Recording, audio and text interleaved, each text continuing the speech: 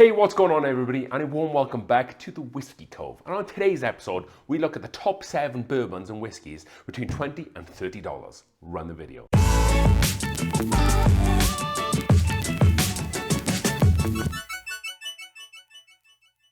Alright then folks, before we get into today's video, it's a bit of a school night here at the Whiskey Cove, a bit of a work night, so I'm not quite feeling drinking whiskey tonight. So I wanted to bring you a list for the whiskies between $20 and $30. If you haven't already, go check us out over on the webpage, thewhiskeycove.square.site, where you can pick at some really affordable and awesome glassware, starting with this guy, which is this really heavy rocks glass. These glasses that are on the shop over there, they're as close to cost as I can get them, and they're also engraved with the Whiskey Cove as well. Kind of increase the branding and give you guys an option to really get some awesome glassware. We have a bunch, we have a Glencairn, we also have a Speyside Taste and some other stuff. So go over to the website, check us out. We also have an awesome gallery, some really great stuff over there too. However, let's talk whiskey for a second. We have 7 whiskies between $20 and $30 for you folks at home. These are probably my top 7 whiskies in that price category. I say whiskies because there's one that's it's on the fence of what people like to say is a whiskey or a Tennessee whiskey. However, we'll talk a little bit more about that later. So let's get into things. Some of these are quintessential bourbons and some of them are maybe stuff you haven't heard of before. Depends on where you are on your whiskey journey. So number 1, classic whiskey, Buffalo Trace bourbon. No, not a store pick, this is just the only one I have. I generally don't buy regular Buffalo Trace anymore because it's quite available here in Colorado, thankfully, and I'm very grateful for that. But they also have the ability, a lot of stores around here, to get a lot of these barrel picks. This one is from Dave Co up there in Thornton, Colorado, who's some great picks. So I just buy the picks. You know, when you see a Buffalo Trace barrel pick for MSRP, you get it, which is what we've done with here. And for like 24, 25 bucks at MSRP, you cannot go wrong, which is why this is number 1, not number 1, but the first bottle to show you on this list. I know folks at home there can't find this bottle in some states, but if you're traveling, you should be able to find it for the most part. I think going back like 5 years ago, between like 5 and 10 years ago, when I was in college, I used to work at this Irish bar, and we used to sell Buffalo Trace on tap.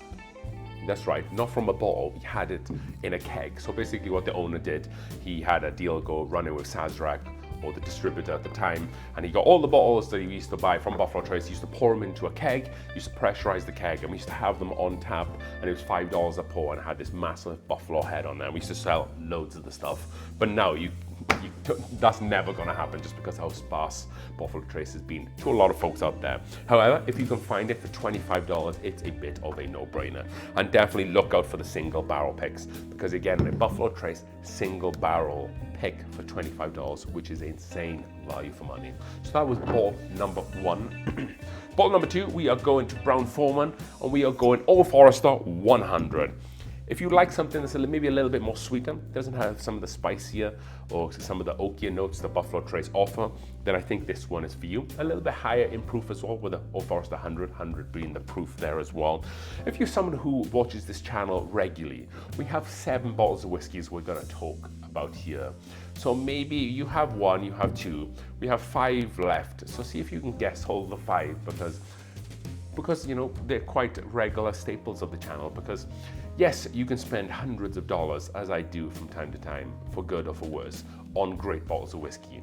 You can find so much value for money between $20 and $30. So if someone watches this channel regularly, see if you can guess the next 5, and then let me know down in the comments how many you got.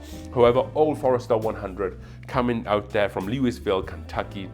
It's just great. Even though it's 100 proof, it drinks more like a 90 proof easy sipper just because how sweet it is. Stands up really well with an ice cube and in a cocktail. Very findable. Everybody should be able to get this bottle at $22, $23 even. If you haven't tried it, don't sleep on it. Well, actually, if you haven't tried any of these whiskeys we'll talk about on this channel, you're only going to be paying $20 to $30, so it's not too much money to give up. I know everybody's financial situations are different, but if you like bourbon, I still think that that's a really good category to be in, between $20 and $30, because that's probably the best value for bourbon that you can probably get is in that category. So this is Old Forester 100, bottle number 2. So bottle number 3, and this was the reason why I said whiskies, not bourbon, and that is going to be Jack Daniel's Bonded. I know there's some people on the screen right now, or some people watching this, saying this isn't a $30 or less bottle of whiskey, but it can be.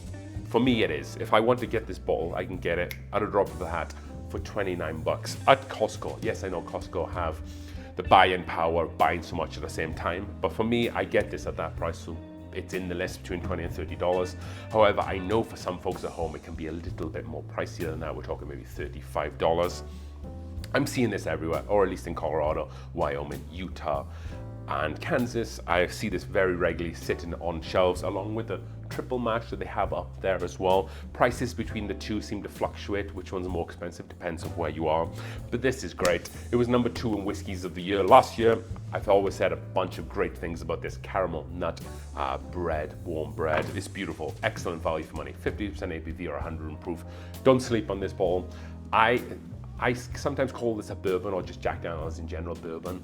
I know some people think that might be sacrilege, and I get it, I get that, bourbon enthusiasts definitely there. But Jack Daniel's applied for the Tennessee whiskey license, and they apply for Jack Daniel's bourbon license every year at a federal level.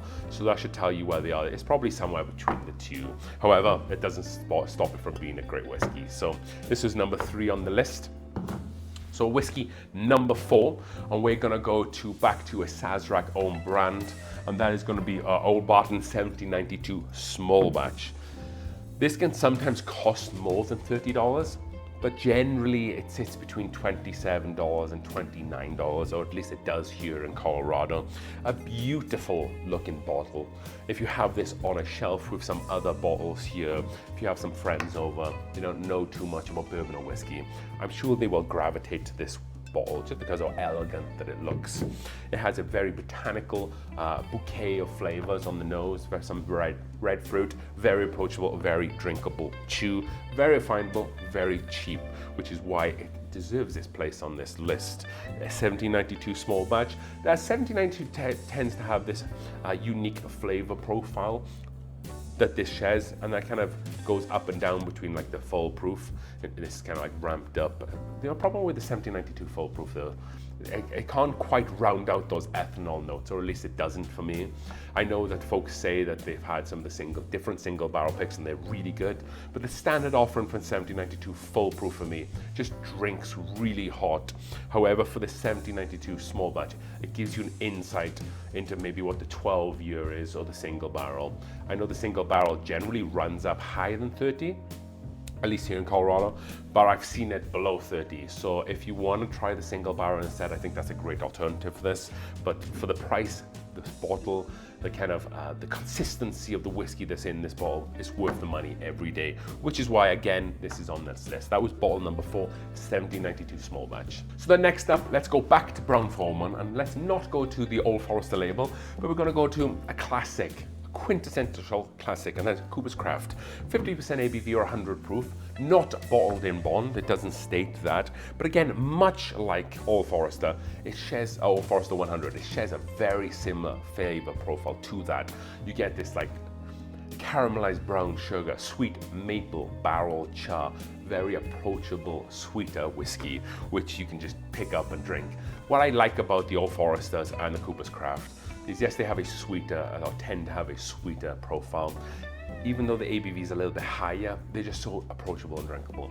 So if you're someone who wants to start enjoying higher proof whiskeys, but are not quite enjoying the heat that can come with them, I would definitely recommend thinking about Old Foresters in general, just because their palates are just much more approachable with the sweeter note that is there, which is why cocktails work so well. Obviously cocktails generally have a lot of liquor in them, but because they have a lot of like the sweetier, fruitier notes, it balances it out really well and makes the drink more approachable for people who don't like the alcohol taste. So that's why Old Forester and Cooper's Craft do a really great job. And for this price, this is, again, and I know I'm beating a dead horse here, but it's insane value for money. We have 7 bottles of whiskey, and let's just say they average around $25. You're looking at paying like $175 for 7, which is just, that's like a full selection for a lot of people for a year there. So you don't have to spend a lot of money to enjoy great whiskey. However, Cooper's Craft 100, that was bottle number 5. So we have 2 bottles of whiskey on this list, and in no particular order. We went with Wild Turkey 101.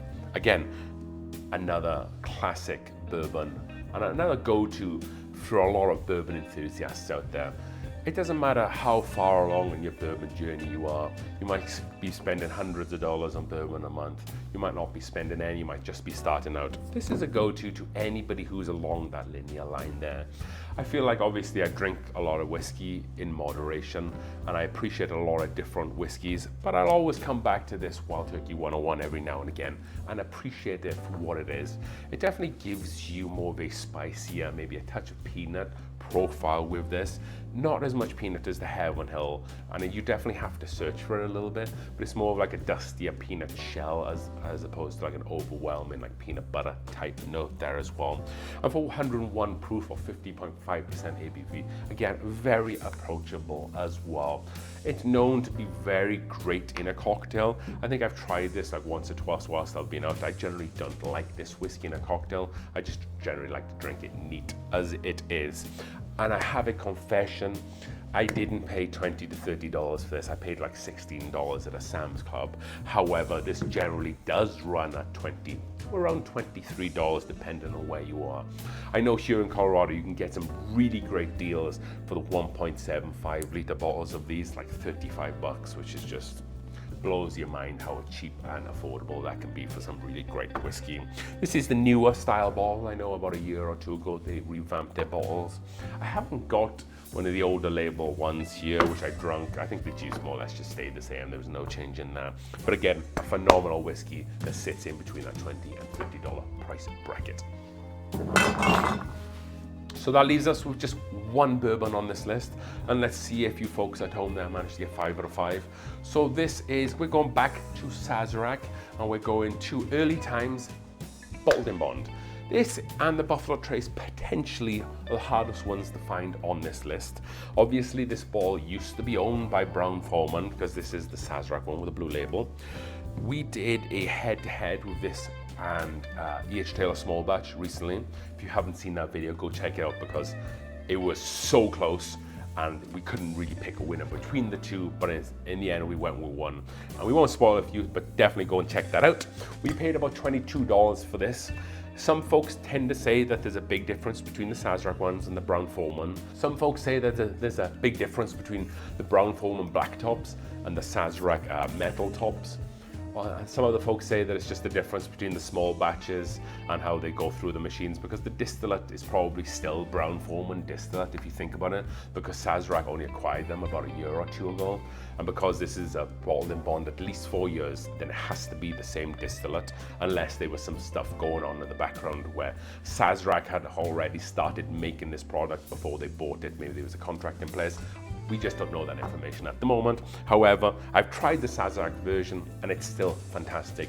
Berry notes for days up front. The nose is as good as anything you'll find in this price range. This as well is a 1 liter bottle, so you're getting 250 milliliters as an added bonus. I know, like I said, this might be a little bit difficult for folks to find, but if you're traveling, stop at those sketchy liquor stores. Stop at those stores that are in the hood and stuff, and you'll still see these sitting on shelves. You'll still probably find them with the black tops as well. So if you're traveling in out of state and you're going to these different liquor stores, definitely look down below and see what you can find, because you'll definitely still find these for retail. All right then folks, so that's all we have time for today. We talked a lot about each one. All in all, like I said, for around about $170, $180, you can get all these whiskeys if you can find them for MSRP, which looking at them now is pretty insane when you think about people pay that amount of money just for one bottle here. So as we drink through the world's whiskeys, hopefully these 7 whiskeys that we'll drink through a lot, one glass at a time. Thanks for watching. Cheers.